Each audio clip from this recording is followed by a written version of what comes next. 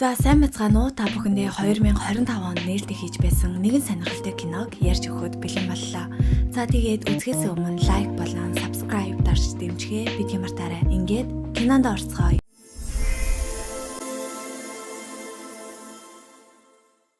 Орчин үеийн Бразилийн хамгийн нөлөө бүхий бяцхан инфлюенсерүүдийн нэг бол тоглоомын бичлэгээрээ сая дагагчдыг байлдан дагуулдаг Роза охин юм. Камерын ард түүний ээж Дора үргэлж байх бөгөөд тэрээр охиныхоо унтлагын өрөөг яг л мэрэгжлийн студичгэл тогтжуулжээ. Мөн энэ бүх тансаг хэрэглээ гялалзсан чимэглэлийг ивент итгэгчдийн хөрөнгөөр л босгосон байж л дээ. Нэгэн удаж тэдний шинхэн харшийн нам гүн байдлыг эвдэн хаалганы хонх дуурлаа. Энэ бол хуршүүд болох Вера, Бато болон тэдний охин Лана нар байлаа. Лана алдартай Розаг хармагцаа уцаа гаргаж ирэн бичлэг хийж тэднийг удахгүй сайн найзууд болно хэмээн баяртайгаар зарлана. Харин Розагийн нэр хүндэд алмаарсан Лана охины шидэд өрөөг үзхийг хүсгэд Дораж эцэг эхийг нь кофенд урьж үлдлээ. Өрөөнд ормогцоо Лана төгс харагдах тоглоом, гэрэл түүсэг, зураг авалтын талбай шиг харагдах орыг үзээд дуу алдан бишрэн. Гэвч тэр нэгэн хачиргалтай зүйлийг анзаарах ба захим ертөнцөд цоглог сэргэлэн байдаг Роза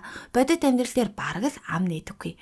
Маш хүйтэн хөндий нэгэн байхан тэр. Ийхүү Роза энэ эвгүй байдлаас гарахын тулд Ланад зүгээр л нэг тоглоом бэлгэлэн явуулав. Харин зочны өрөөнд хуршүүдийн холбооны ерөнхийлөгч Вера Дораг өөрийн бүлэгтээ урьж найрсаг яриа өрнүүлэхийг хичээнэ. Нийгмийн харилцаанд эв хавгүй үргэлж өөрийгөө тусгаарладаг Дора асуултуудад арай ядан хариулж байхдаа хуршүүдийнхээ бие биедээ хандах дулаан харилцааг хараад атаархах сэтгэлээ нууж чадахгүй байлаа. Дорагийн хувьд энэ хорвоо дээр зөвхөн тэр Роза хоёр л байдаг юм байна л да. Маргааш нь Дора яг л камерын өмнө төгс харагдах ёстой юм шиг гоёмсог чимгэлсэн өдрийн хоол бэлтгэв. Роза ивент итгэгчдийн илгээсэн шин тоглоомуудыг үзээд огтхонч баярлсангүй. Учир нь тэр тоглоомууд чанаргүй, Розад огт таалагдахгүй байлаа. Гэвч Дора компаниуд Розагийн нөлөөгөөр борлуулалтаа өсгөхийг хүсэж байгааг сануулж охиноо бичлэг хийхийг ятгаж дөнгөв. Нөгөө талд Лана Роза шиг баян алдартай болохыг мөрөөдөж байхад Вера энэ бүхэн хүүхдэд хитрхи их ачаалал биш үү хэмээн эргэлзэнэ. Тэрээр Батадо багшийн цалинтай Дора яаж юм тансаг байшин авсан байх вэ? Мэдээж охиныхоо сувгаар л тэр шүү дээ хэмээн сэжиглэнгүй хэлэхэд Бато бусдын амьдралд хитрхи оролцох хэрэггүйг сануулна. Розагийн шин сургуулийн эхний өдөр тэрээр хаалгаар ормогцоод папараццад өртдөг од шиг хүн бүрийн анхаарлын төвд орлоо.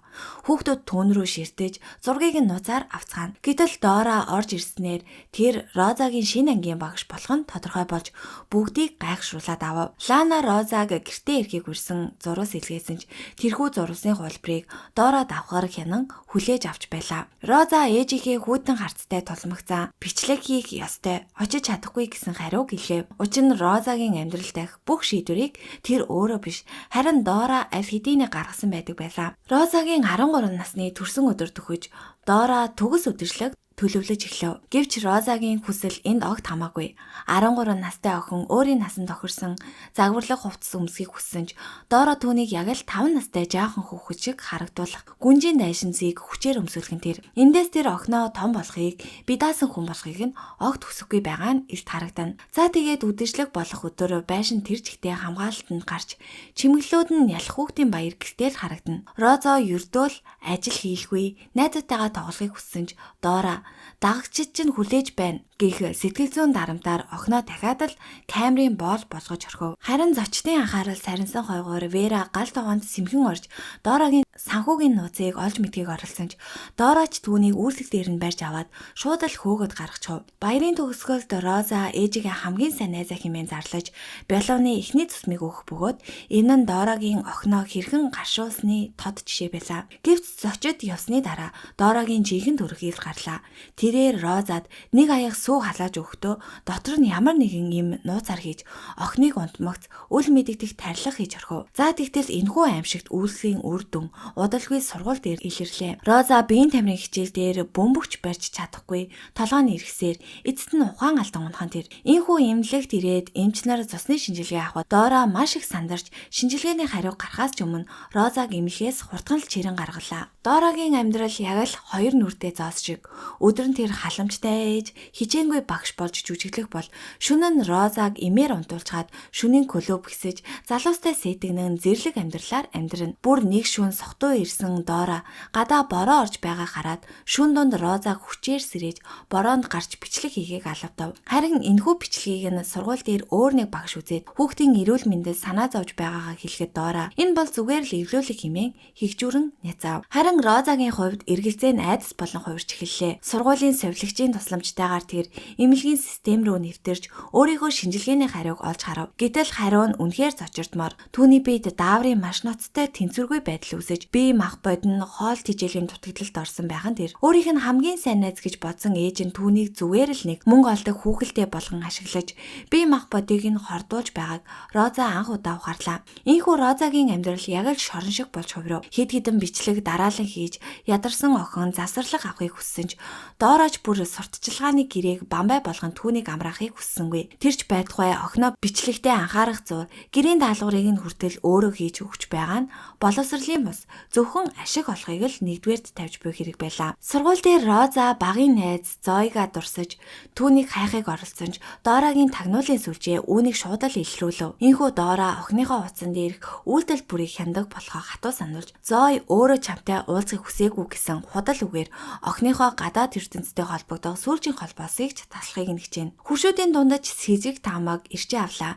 Вера Дорагийн санхүүг сонирхон мөрдөж спорт зал нь түүнийг асуултаар шахах боловч Дора энэ бүхэн охиныхоо ирээдүйн төлөө гэсэн стандарт хариултаараа Верагийн амнаас мултарч дөнгөв. Сургуулийн совилогч Розагийн шинжилгээний хариуг асуухад Дора хэдийн бүгдийг зохицуулсан байлаа. Тэр охиндоо энэ бүхнийг ердөөл багын цус багдалт хэмээн тайлбарлаж хортой тариагаа үргэлжлүүлэн тарсаар л байв. Гэвч Дорагийн жинхэнэ аюултай тал нь түүний дараагийн алхамд нуугдаж байлаа. Гэртээ охиноо эмээр унтуулчаад тэрээр Верагийн нөхөр Батог онлон уушийн газар руу явлаа. Батогийн гэр бүлийн харилцаанд баг зэргийн ан цав байгааг анзаарсан Дора яг л санамсаргүй таарсан мэт дүр хэсгэн түүний сул таллыг ашиглаж эхлэв. Өрөх толгойсон эхийн зовлон ярьж Батогийн өрөвт сэтгэлийг хөдлөсөн тэрээр эцэст нь хөрш бүсгүйхээ нөхөртэй ариун цэврийн өрөөнд нууцаар хамт үлдэхин тэр. Ийхүү мань Дора зөвхөн охиноо хянаа зогсохгүй хуршүүдийнхээ амьдралтаж хорт могой мэт нэвтэрч эхэллээ. Вера нөхрөө хүлээж бэлэг бэлдээд гэртээ сууж байхад Дора хажууханд нь түүний аз жаргалыг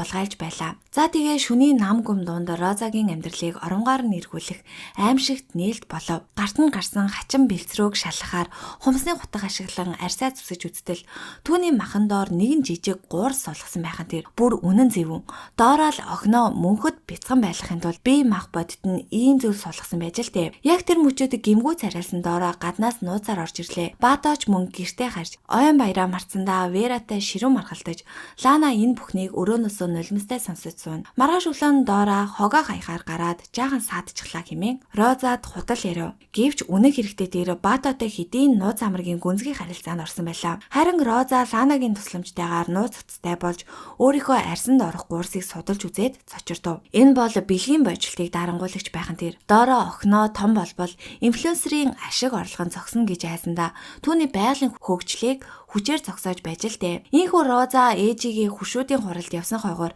багын найз Зойтойгоо холбогдож амжих ба тэд одоо яг нэг хотод байгаа тул уулзахаар тохиролцов. Харин Дора хурлаас ажилтай хэмээн худал хийж гараад Верагийн нүдэн дээр нөхөртэй нууцаар уулзахаар ярина. Гэвч гэртээ үлдсэн Роза зүхтах мөнгө хайж байхдаа Дорагийн шүүгэнээс жирэмсний сүрэг тест олсон нь Дора Баатотой илүү гүнзгий харилцааг хүсэж байгааг итгэж байлаа. Удалгүй ээж нь гаднаас орж ирэхэд Роза түүнийг сансан дүр хэсгэж Дораач үүнд нь хууртан охиноо өхөөртөн. Гэвч Розагийн нүдэнд өмнөх шигээ хайр биш харин үзэн ядалт зүхтах хүсэл бадарч байлаа. Камерын өмнөх тэрхүү хуурамч инэвсэглэл удахгүй Дорогийн хувьд хамгийн том хар дарсан зүүд болон хувирах гэж байлаа. Тэгээд Роза ээжигээ хууран гэртээ үлдэж Зойтой уулзахаар нууцаар болцлоо. Гэвч энэ уулзалт түүний бүх амьдралыг оронгоор нь эргүүлв. Тэр өөрийгөө 13 настай гэж бодож байсан ч нэг өдөр төрсөн найз Зой нь хэдийн 17 хүрч сургуулаа төгсөх гэж байгааг сонсоод Розагийн дотор бүх зүйл нуран унах шиг л болов. Роза 13-тай биш харин 17 настай болж таарлаа. Дора охиноо том болгохгүй тул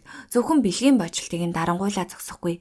Түүний бүхэл бүтэн 4 жилийг нь хулгайлсан нь энэ байлаа. За тэгээд дөнгөж сая олж мэдсэн аимшиг дүрэндээ цочирдсан Розагийн дурсамжууд ар араасаа хөврөн. Ээжийнх нь анхны хачин хүрээлт, цус багдалт гих хуурамч онош, арьсан доорох гуурс Энэ бүхэн Розаг хүн биш, мөнхөд жаахан охин хിവэрэ байж мөнгө олдог хүүхэлтэй болгох гэсэн Дорагийн төлөвлөгөө байжээ. Ийхүү Роза сургуулийн үүдэнд ухаан алдан унаж, Дора түүнийг гэртээ авчран ариун цэврийн өрөөнд түгцэнч Роза энэ удаад бууж өгсөнгүй. Тэр ээжээсээ үннийг шаардан хашгирч бүхнийг интернетэд дэлгэн хэмээн сүртүүлв. Гэвч Дорагийн хариу үйлдэл аимшигтай байлаа.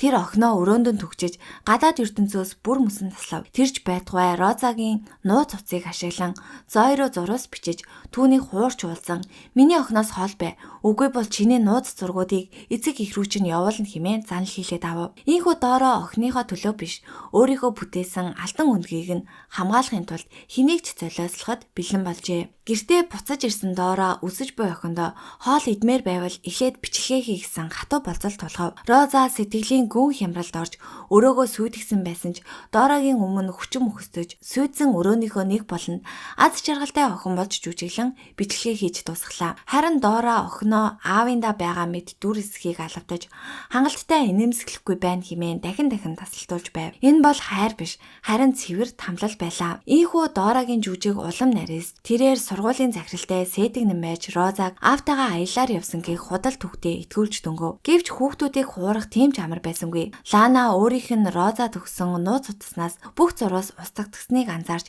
Зойтой холбогдсноор Розад аав гэж байхгүй. Тиймээс энэ аялал бол цэвэр зохиол болохыг олж мэдэв. Ингээд охид хүчээ нэгтгэж Розагийн сүүлчийн хачиргалтай бичлэгийг нотлох баримт болгон цуглуулж эхэллээ. Гэртээ хоригдсан Роза нэг удаа зугтгийг оролдож ээжигээ дүлхэн унагсанж Дорагийн харгислал түүнийг шалан дээрх хоолоо түүж идэх хэмжээнд хүртэл доромжлоо. Дора одоо зөвхөн охиноо тамлаа зогсохгүй, хөршийгөө нөхөр Баататай хамт зүгтах тухай солиотой төлөвлөгөө боловсруулсан. Тэр шөнө согтуу ирсэн Дора Розагийн гоёл чимэглэлийг зүүж бүр өөрийгөө охиныхоо оронд тавьж жүжиглэн түүний сэтгцийн эмгээг гэр гүнзгийрснийг эсгэж байлаа. Энэ аимшигт шөнө Дора анх удаа зарим үннийг хүлээв. Тэр охиндоо им өгдөг байснаа хүлээн зөвшөөрсөн ч би чамайг хизээж өвтгөөгүй, зөвхөн хамгаалж байсан хэмээн өөрийгөө зөвтгөв. Харин Роза хуучин зургуудаас зарим төрсөн өдрөө 2 удаа тэмдэглэж байсныг олж харан өөрийнхөө насаар яаж тоглосныг нь ойлголоо. Гэвч Дорад ганц л хариулт бий. Том болох бол аимшигтай зүйл гэх. Харин гадаа Вера өөрийнхөө мөрдлөгийг эхлүүлжээ. Тэр Дорагийн байшинд нууцаар нэвтрэх үед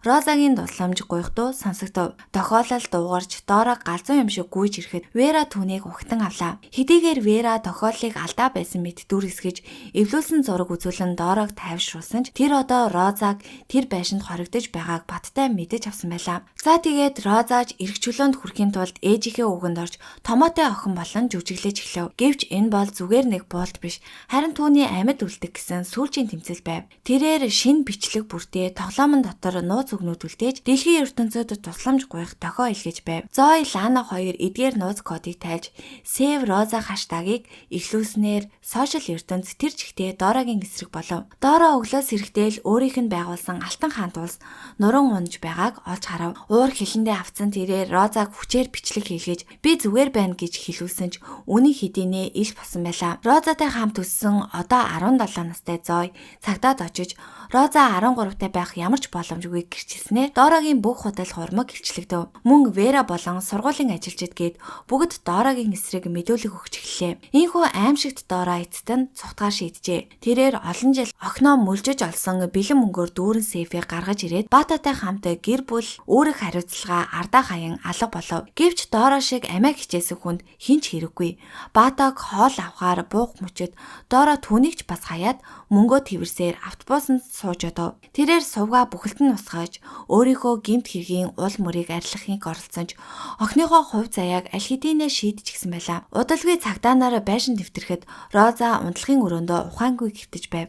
Хамгийн харамсалтай нь тэр олон жилийн турш бигдээ шахсан хорт тариа сэтгэл зүйн дарамтыг тэсвэрлэж чадсангүй. Роза эмнэлэгт хүрэх замдаа амьсгал хураахан тэр түүний үхэл дэлхийд дахинд Save Rosa's хөдөлгөөнийг өрнүүлж ашиг хонжооны төлөө хүүхдийг мөлжөх явдлын эсрэг хүчтэй тэмцэл болон хувирлаа. Гэвч энэ бүхний хамгийн амжигтай хэсэг нь хэсэг хугацааны дараа Дора өөр нэгэн хотод Октор нэрээр амар амгалан амьдарч байхын тэр дахиад л жирэмсэн болжээ. Тэрээр шинэ хүүхэд, шинэ суваг, шинээр ашиг олох хүүхэлтэйгээ хевлийдээ тээж дараагийн бизнесээ төлөвлөн сон. Учир нь Дора шиг мангасуудын хувьд хүүхэд бол хайрлах эрдэнэ биш. Ердөө л мөнгө олдог хэрэгсэл болж байгаа дугаар энэхүү кино маань төгсөж байна. За ингээд кино таалагдсан бол сувгтаа лайк болон subscribe дарж дэмжихээ битгий мартаарай.